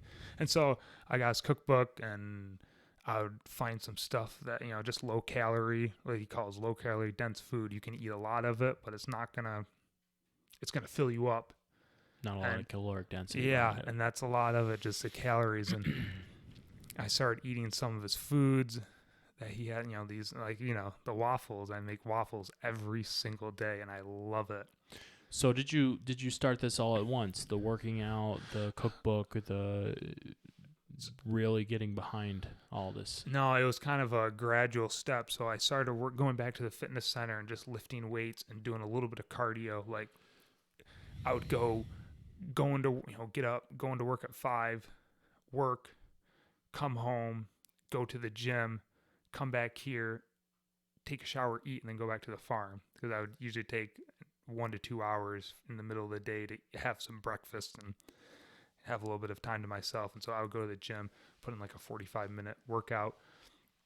And then the more I started watching him, you talk about, you know, what's the best foods to eat? And that's when I, you know, probably in the middle of January, I started more following a diet, if you want to call it that. Mm-hmm. I don't even consider it that, because I love what I eat, and it's not like, oh, I'm a slave to my diet sort of deal. But you're sticking to certain foods, though. Yeah, majority, yeah. Well, no, I eat everything. I eat on a grand scale. Okay. I eat carbs, I eat protein, I eat everything. Yeah. But I've replaced, like, I always had the habit of eating cookies during the middle of the day. You know, cookies is like it's like my kryptonite. Yeah. I love cookies. So that, all right, instead of having some cookies, why don't we replace that with, maybe you can have a little chunk of a cookie, but you're going to have some apples and oranges instead. And it's like, well, hell, I can have like 4 apples to that one cookie, and I'm like full. And so that's kind of how I started doing it. And now, like, I love fruit. I always liked fruit, but I didn't eat it like on a daily basis. I eat apples, oranges, pineapple. You open my fridge, it's fresh fruit, everything. How much of that are you eating a day? Oh, I wake up first thing in the morning. If it's at 4 o'clock in the morning or 6 o'clock in the morning, I'll have like a protein shake, and I'll eat 2 bananas. Then I'll come back home, and while I'm making my waffles, I'll eat, usually at least one apple, an orange, and some chunks of pineapple while it's cooking.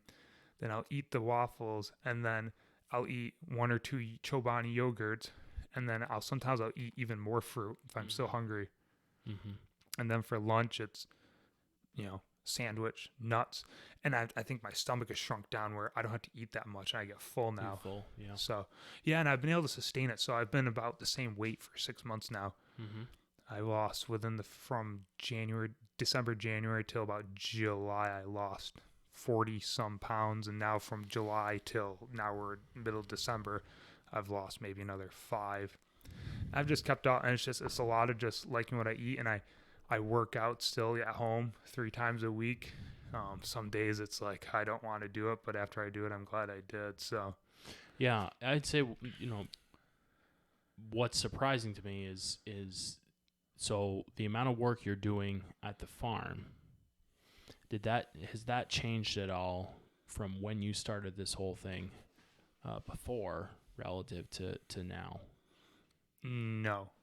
So you are basically doing the same amount of work on the dairy, which, there are days where I know you're walking 30,000 steps a day and doing a lot of aerobic activity. Might not be vigorous, but you're still steady. moving, right? Which for the majority of people out there, they have a sedentary lifestyle, which that is a silent killer in and of itself. But what surprises me the most is that even with that same amount of calorie burning just by going out to the farm, you were still able to change your diet, have energy to go to the gym, and peel off 50 pounds.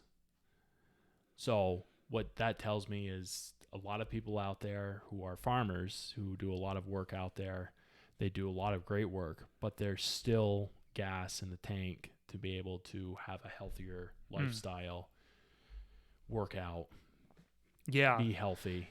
And I have more energy now than I did back then. Yeah.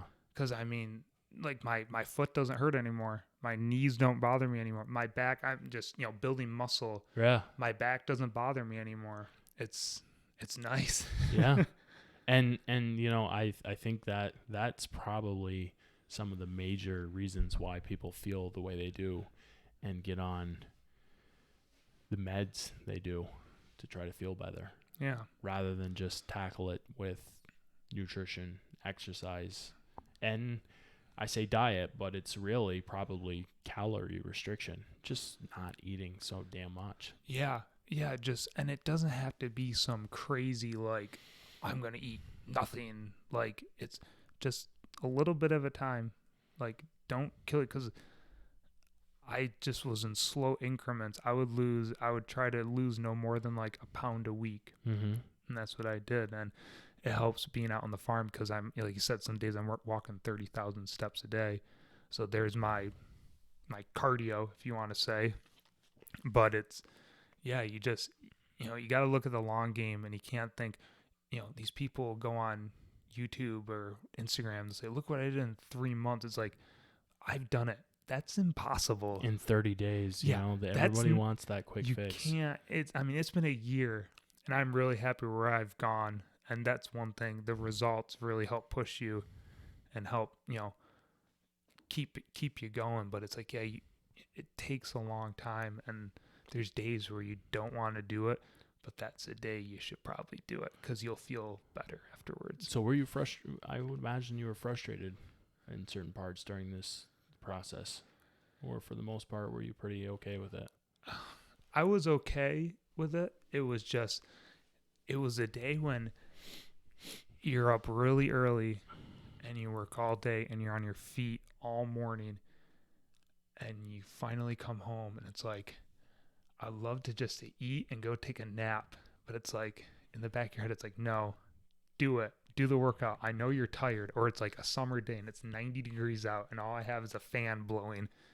And it's like, God, you've been sweating your ass off all day. Why are you doing this? And I do it, and then I take a cold shower, and it's like, it's worth it. Once I do it, I'm so glad I did You're it. glad you did it. And it's when I don't do it and I go, I like go back to work and it's like, The regret you have behind yeah, that. and it's not like a bad regret. It's just like in the back of your head, it's like, hey, idiot, you should have done it Right. and you didn't do it. And it's Yeah. like, well, that's, Yeah. and and it's not the end of the world. There's days where, I don't follow my diet to the T every single day.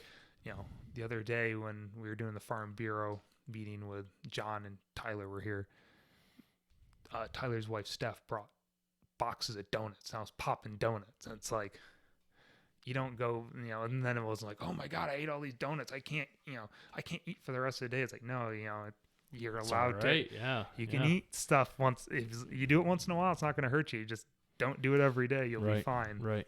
Yeah. No, I think those progressive gains over time really allow you to have those moments when you can deviate from the lifestyle and eat donuts or a couple slices of pizza or whatever you want to, and you're not going to put it all on, because where I think it tends to be a bit of a problem is when you do these crash diets for 30, 45 days and you peel off all this weight and then you pig out on something like that and your body's starving for nutrients and it just piles all that on.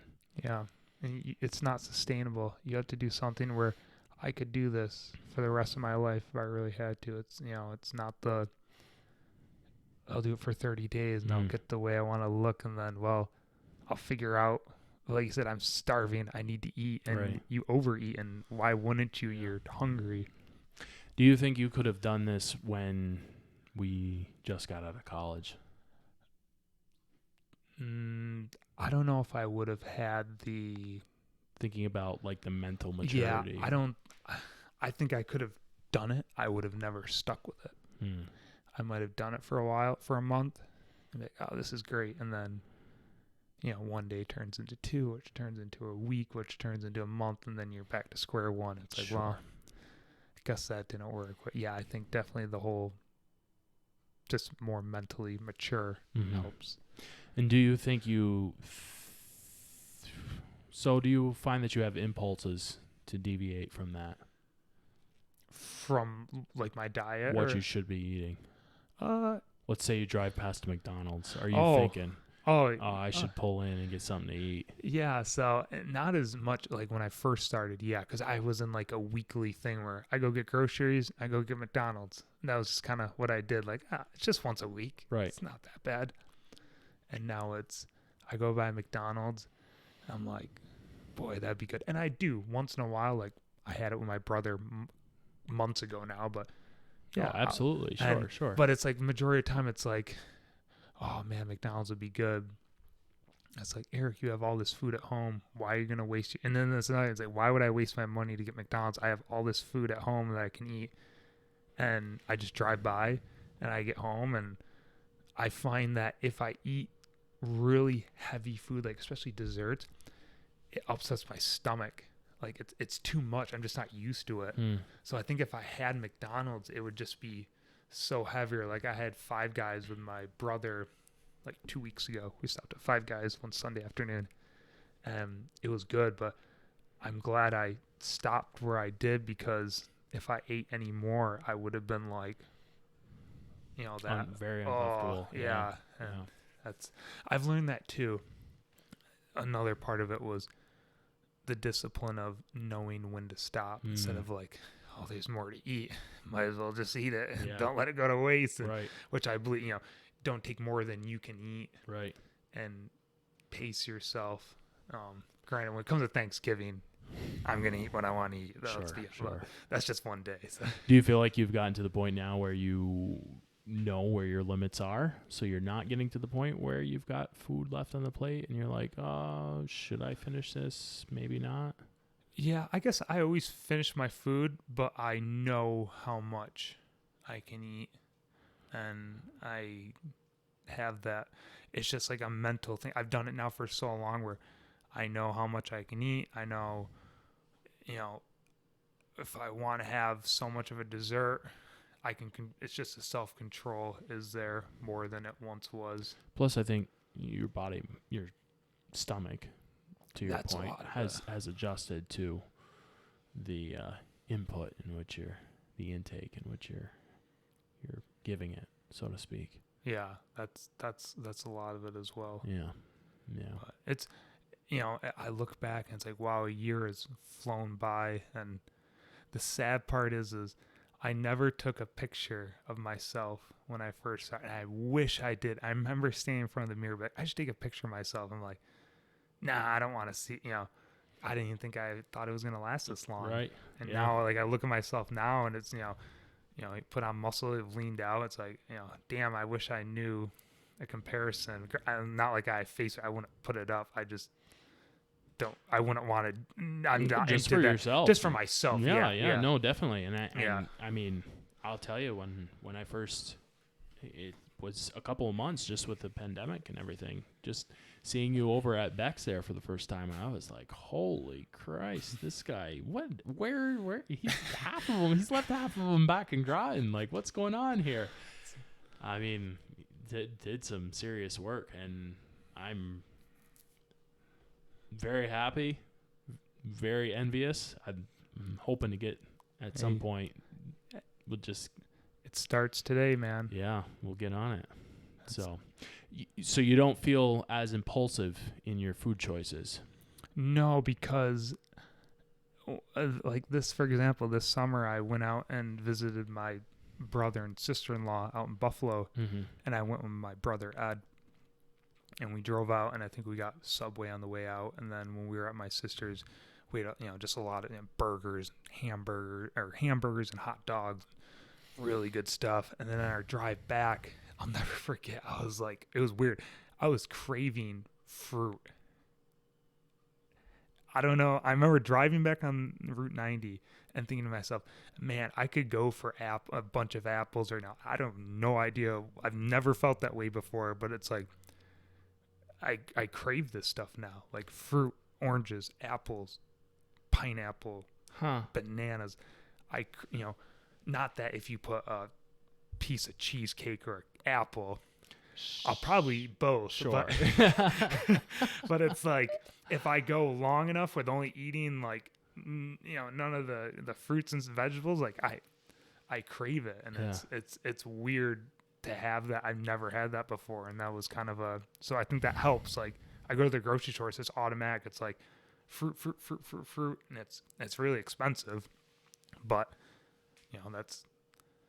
Yeah, see, that's the other thing. Which sucks for a lot of people if they can't afford it. Right. Well, I mean, unfortunately, it tends to be a vicious process in terms of you layer the financial aspects on top of these things, and people, they can't afford the organic stuff or the non-GMO or the things that are so-called healthier for you, that just have a marketing label behind it, and they slap a couple extra dollars on the price tag, and so what do? They switch to the snacks that are heavy carbs, highly processed, and cheap to make. Very high caloric. Empty calories, really. Yeah, like soda. You just look at soda. Man, if you can do one thing, just drop the soda and drink water, milk, anything. Yeah. Unsweetened iced tea, for crying out loud. Just, if you need some sort of flavor, put juices something in. too. Yeah. Holy, I never realized, like, when I first started doing this, I started reading labels, and that's what opened my eyes. It's like, I was buying stuff, and it's like, no wonder I feel like, no wonder I can't lose weight. Like, look at, the juice I'm buying. It's delicious, but it's like, there's like 5-6 servings in this little, concentrated can that you add water to. And there's like 150, 200 calories per serving. I'm drinking like that whole thing in a sitting, basically. It's like, crap, there's like 500-600 calories just in what I'm drinking. Yeah. Yeah.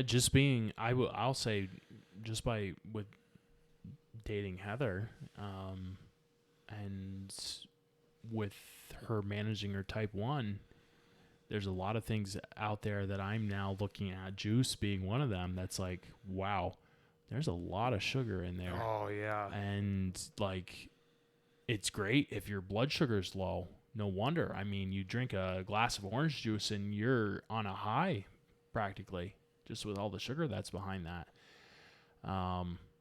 But if you drink it in excess, now you're really, really having issues with glucose management, type 2, and just being overweight, obese. Yeah, it's very eye-opening. And like you said with Heather, she has to really pay attention to that stuff. That's all people have to do, is read the labels. And there's so much food out there that's like the light version. I get a lot of that now, and it's like, it really doesn't taste, sure, it might not be quite as good, but it's like 80, 90% does a job there. Yeah. And it's like half the calories. It's like, why not? And that's and my mom's always been like this. My mom's always been like, get the light version. I remember growing up like, why don't you just get the regular mayonnaise or something and get this light crap? And now I see why. It's like, it's adds up. Yeah. And you can, so it's crazy. Well, I again, all I got to say is, the stuff you've done over the last year is great. Thank Staying you. on top of that. Thanks. Very flattering. Hopefully more we got to get more people, myself included, to do those types of things. Yeah. So, like I said, you don't have to do anything crazy. Just try to do the little things with your diet, and that'll help. Yeah. Time. And like you said, especially doing research, I mean, it's not sedentary, but it's not like you're out in a barn walking and throwing stuff, throwing bales and doing, No, there are times where things are very sedentary, and you have to be aware of that. And you have to eat to your activity level, really, which does not take much, especially when you're in a sedentary lifestyle. You can really overshoot your caloric consumption relative to your activity.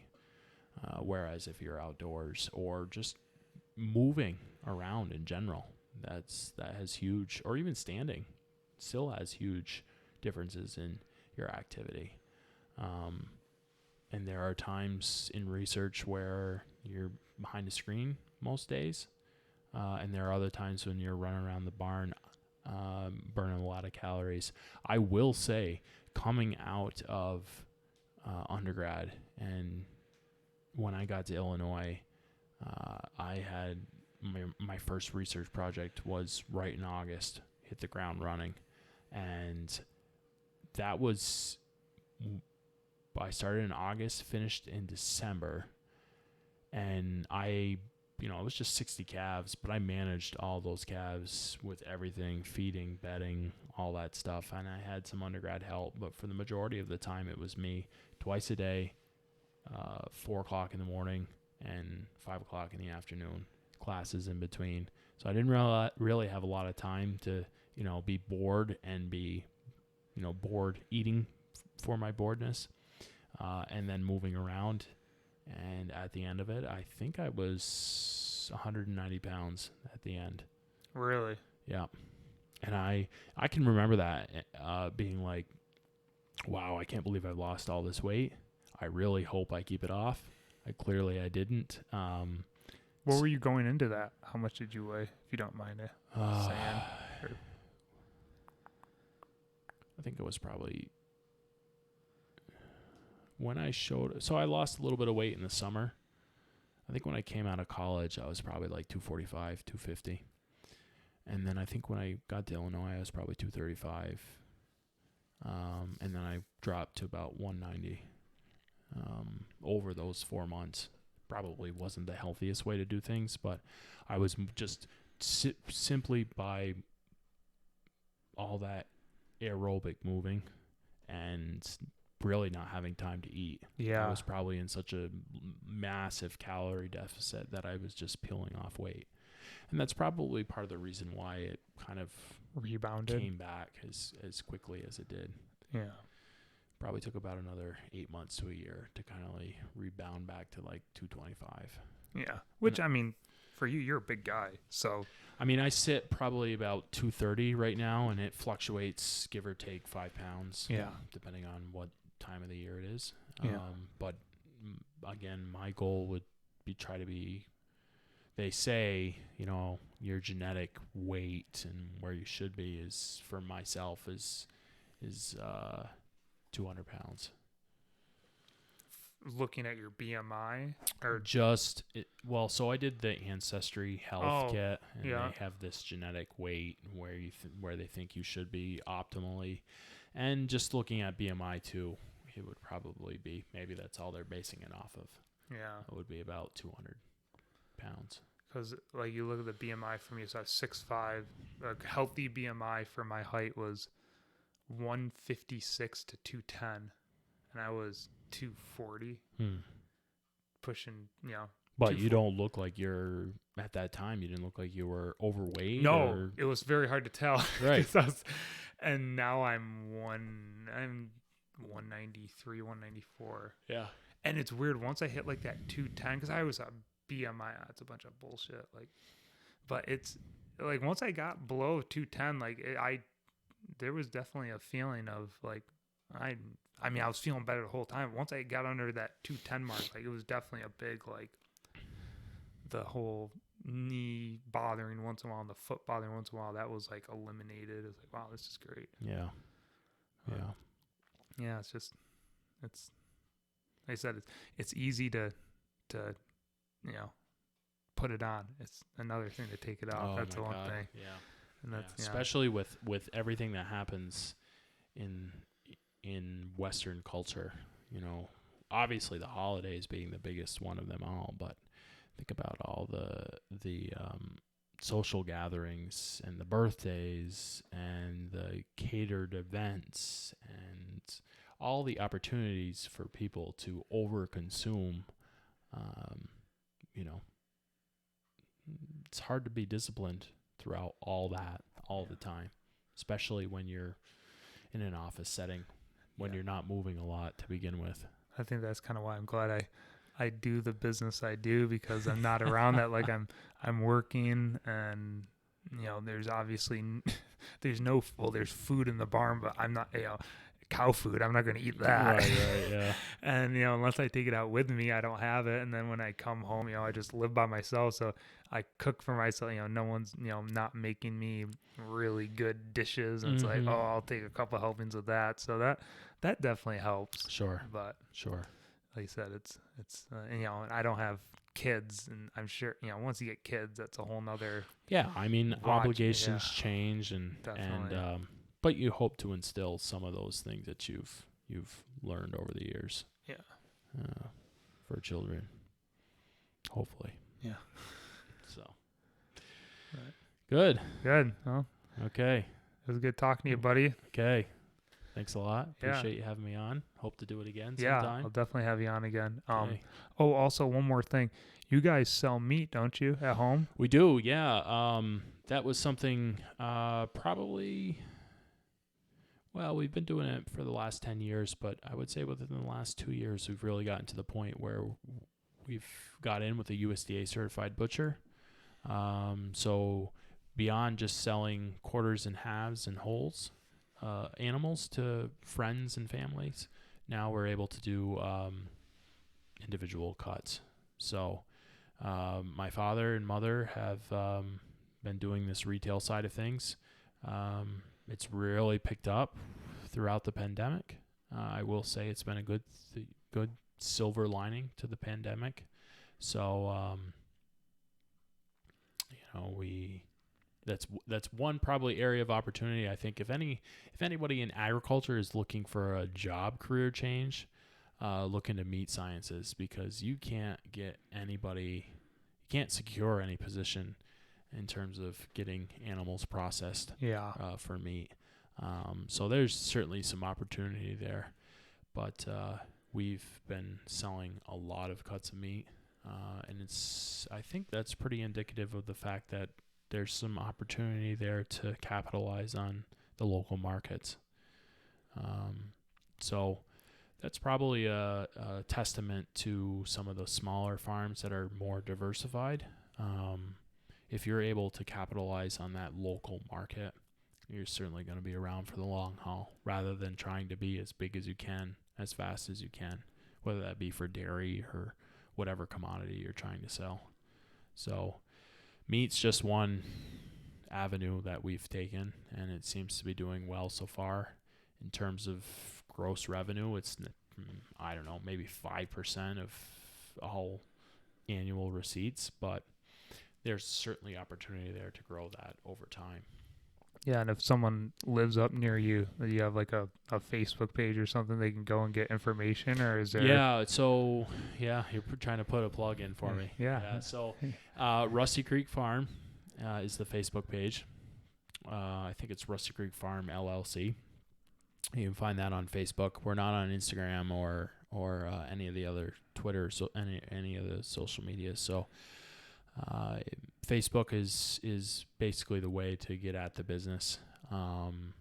We have, my father actively looks at the private messaging side of things, so we get a lot of customer inquiries through there. So if you're interested in buying meat, whether you are in the North Country or you're even in this area, we certainly are looking to expand within markets. So if anybody in the Finger Lakes region is interested in buying some meat, Christmas is right around the corner. Maybe that's an opportunity there to get a gift for somebody, but we certainly year-round are looking to sell as much as we can put out. Okay. Yeah, I can put your Facebook page in the description. Definitely appreciate that. Yeah. No, I figured try to get that out. Maybe only a few people listen, but maybe a they'll few hear. People, yeah. A few people become more and more and more. Yeah, you never know. We'll try to spam that through word of mouth anyway. But anyway, okay. I really appreciate it, Andrew. Yeah. And it's a great time. Yeah, it's always good. And I'll have you back on at some point. We'll pick up right where we left off. Look forward to it. All right. Thank you, sir. Thanks, everyone, for watching. I'll see you hopefully in about a week with another episode.